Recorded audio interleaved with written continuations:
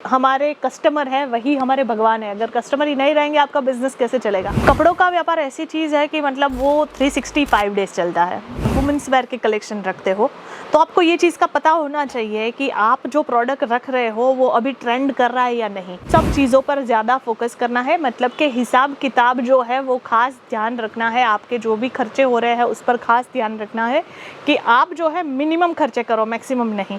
आप करना चाहते हो बिजनेस की शुरुआत घर से या फिर शॉप से या शोरूम से, तो आइए जुड़िए इशिता हाउस के साथ और अपना बिजनेस करिए। नमस्कार दोस्तों, आप सभी का बहुत दिल से स्वागत है इशिता हाउस फैक्ट्री आउटलेट में। आज कुछ बात करने वाले हैं हम टॉपिक्स पर कि बिज़नेस जो है, हम बहुत सारे वीडियोस में ये चीज़ अक्सर बोलते ही है कि आप अगर कुछ बिज़नेस करना चाहते हो तो ऐसे बिज़नेस में इन्वेस्टमेंट कीजिए जहाँ पर आपको पता है कि बिज़नेस जो है वो आगे कंटिन्यू चल ही सकता है। क्योंकि क्या होता है, हम कोई भी बिज़नेस में इन्वेस्ट करते हैं तो रिस्क थोड़ा सा होता है, हमें डर थोड़ा सा लगता है कि अगर ये प्रोडक्ट्स ऐसे है कि नहीं चले और यहाँ पर इतनी इसकी रिक्वायरमेंट नहीं हुई तो फिर क्या होगा। तो फिर कहीं ये तो नहीं हो जाएगा कि स्टॉक जो है वो पेंडिंग पे रह जाएगा और आपके पैसे जो है वो उसमें लगा दिए हैं और वो पैसे एज इट इज़ जो है आपके वेस्ट हो जाएंगे। तो उसके लिए हम ये चीज़ बोल सकते हैं कि जो रूटीन यानी कि ज़रूरियातमंद चीज़ें जो है उस चीज़ों पर आप फोकस कीजिए। यानी कि रोटी कपड़ा मकान, आप रेस्टोरेंट खोलोगे तो भी डेफिनेटली वो सब चीज़ें चलने वाली है।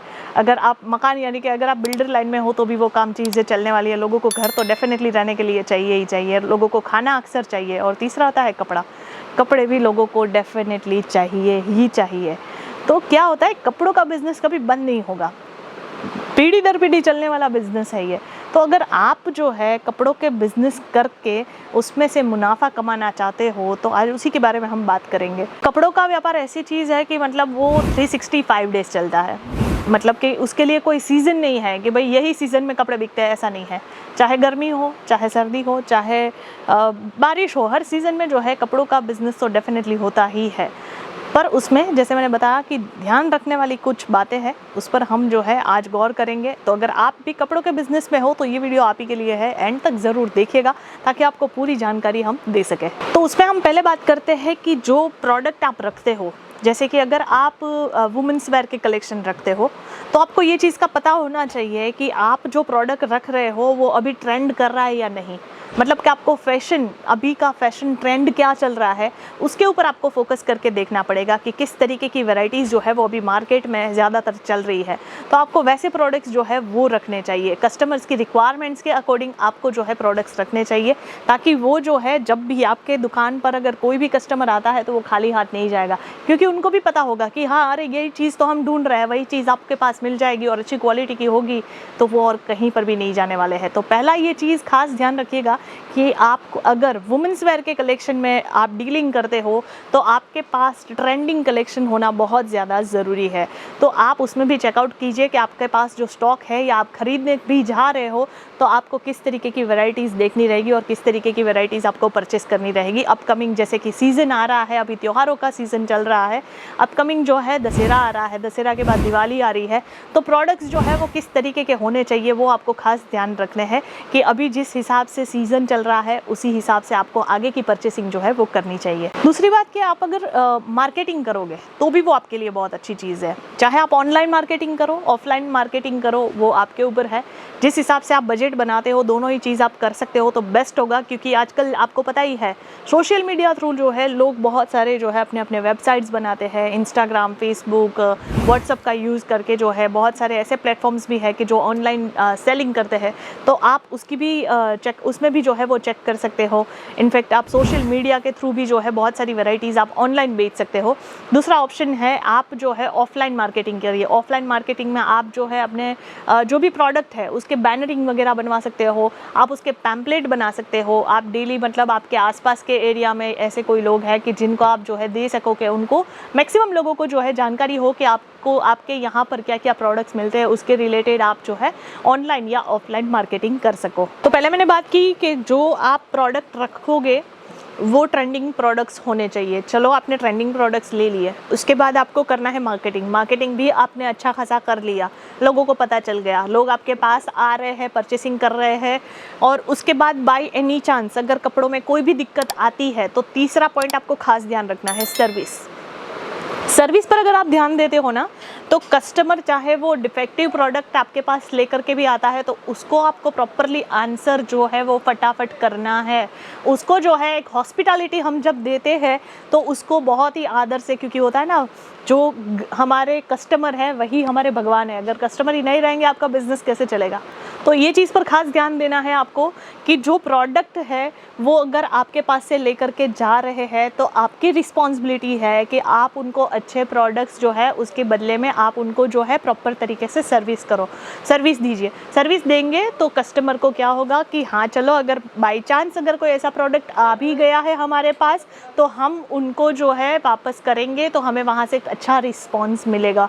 तो कस्टमर को हमेशा एक पॉजिटिव रिस्पॉन्स के साथ जो है आप उनको एक सर्विस देंगे तो उनको बहुत ज़्यादा अच्छा लगेगा। इनफैक्ट आपके पास जब कस्टमर्स आते भी हैं तो उनको अच्छे तरीके से गाइड कीजिए, अच्छे तरीके से नॉलेज दीजिए कि वो जो कपड़ा लेकर के जा रहे हैं उसको, अगर कोई होता है ना, कुछ ऐसे डिज़ाइनर आउटफिट्स भी होते हैं कि जिनको प्रॉपरली डिज़ाइन करने के बाद अगर उसको ढंग से पहना ना जाए तो वो चीज़ इतनी अच्छी नहीं दिखेगी। तो कई बार होता है कि हमें कस्टमर जब है वो अच्छी डिज़ाइनर चीज़ आपके पास से लेकर के जा रहे हैं तो उनको गाइडेंस भी दो कि इसको जो है इस तरीके से वेयर करोगे तो वो बहुत अच्छा दिखेगा। ये सब चीज़ों से कस्टमर डेफिनेटली जो है वो अट्रैक्ट होते हैं। एक और चीज़ होती है, जब आते हैं कस्टमर तो बहुत सारे लोग जो होते हैं वो काम में होते हैं तो कस्टमर को जो है प्रॉपरली एक रिस्पॉन्ड नहीं कर पाते हैं। पर ये चीज़ों पर खास ध्यान रखिए, रिस्पॉन्ड करना बहुत ज़्यादा ज़रूरी है। चाहे आपके पास कितनी भी ग्राहकी हो, चाहे आपके पास कितने भी ग्राहक हो, आपको जो भी नए कस्टमर्स भी आ रहे हैं उनको बिठाना है, उनको शांति से जो है वो सारी चीज़ें समझानी है।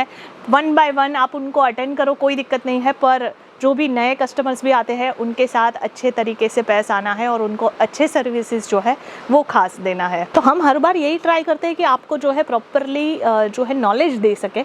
और एक और चीज़ होती है कि जब हम बिज़नेस करते हैं तो सभी चीज़ों का ध्यान रखना पड़ता है, खर्चे भी काउंट करने बहुत ज़रूरी है कि आप अगर कोई बिज़नेस कर रहे हो तो उस बिज़नेस में आप जो है कितना क्या इन्वेस्ट कर रहे हो, आपके बाकी के क्या क्या खर्चे हो रहे हैं। अगर आप स्टार्टअप ही करोगे और सोचिए कि आपने आधा एक अमाउंट है, सपोज़ आपने ₹1,00,000 की जो है एक बजट बनाया हुआ है जिसमें से ₹50,000 का आपने जो है परचेसिंग किया हुआ है, अब बाकी के 50,000 है वो आपने बाद में कुछ यूज़ करने के लिए रखे हुए हैं, पर अब वो पैसा भी जो है आप उसको कहीं ना कहीं खर्च में यूज़ कर दोगे तो वो चीज़ काम की है नहीं। तो खास ध्यान रखें कि आपके जो खर्चे हैं वो कम होने चाहिए और प्रोडक्ट जब आप सेलिंग करते हो या फिर आप जो भी प्रोडक्ट नए भी ला रहे हो उस सब चीज़ों पर ज़्यादा फोकस करना है। मतलब कि हिसाब किताब जो है वो खास ध्यान रखना है, आपके जो भी खर्चे हो रहे हैं उस पर खास ध्यान रखना है कि आप जो है मिनिमम खर्चे करो, मैक्सिमम नहीं। कोई भी प्रोडक्ट होता है, हम कई बार होता है ना कि हम एक ही प्रोडक्ट के पीछे भी बहुत ज़्यादा खर्चा कर देते हैं,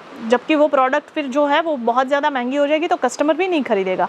तो यही चीज़ों पर काम करना है कि एक अच्छी चीज़ हम लेकर के आए हैं तो उस पर हमें और ज़्यादा काम करने की ज़रूरत नहीं है, बस हमें प्रेजेंटेशन जो है हमारा वो बहुत अच्छी चीज़ों के हिसाब से होना चाहिए। कई बार होता है अगर मेरी जो है दुकान बहुत छोटी सी है पर उसमें मैंने बहुत सारे डमी रख दिए, कस्टमर वहीं पे कंफ्यूज हो जाएंगे, इतनी कुछ ज़रूरत है ही नहीं। आप अगर अच्छे तरीके से प्रेजेंट भी करोगे, आपके पास हैंगर है, आप हैंगर का यूज़ करके भी जो है कस्टमर को दिखा सकते हो और 1-2 मैनिक्विन रखो, कोई ज़रूरी नहीं है कि ज़्यादा आप खर्चा करो।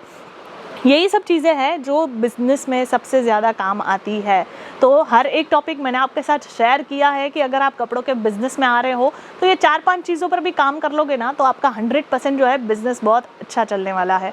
तो ये कुछ टॉपिक्स तो मैंने आपके साथ शेयर किए हुए हैं, और भी बहुत सारे टॉपिक्स हैं पर हम एक ही वीडियो में शेयर नहीं करेंगे।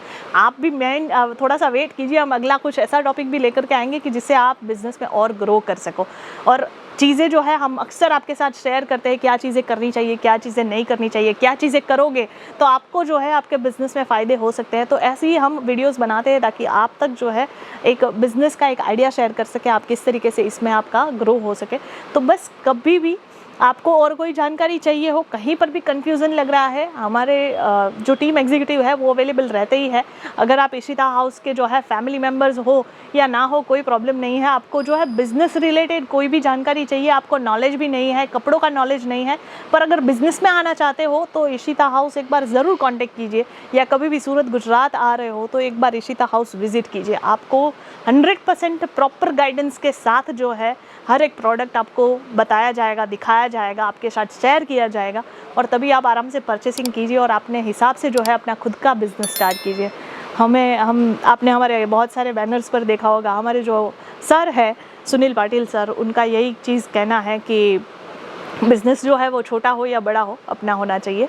तो बस अगर खुद का बिज़नेस करना चाहते हो और नॉलेज नहीं है, कोई प्रॉब्लम नहीं है। नॉलेज हर कोई जन्म से जो है साथ लेकर के नहीं आता है, पर अगर आपको नॉलेज चाहिए तो नॉलेज के साथ बिज़नेस आपको करना सिखाएगी इशिता हाउस। बस तो यही कहना चाहेंगे, जब भी आ रहे हो सूरत गुजरात तो विज़िट ज़रूर कीजिएगा। बाकी हम मिलेंगे ऐसे ही कुछ इन्फॉर्मेटिव वीडियोज़ के साथ अगली वीडियो में, तब तक के लिए धन्यवाद।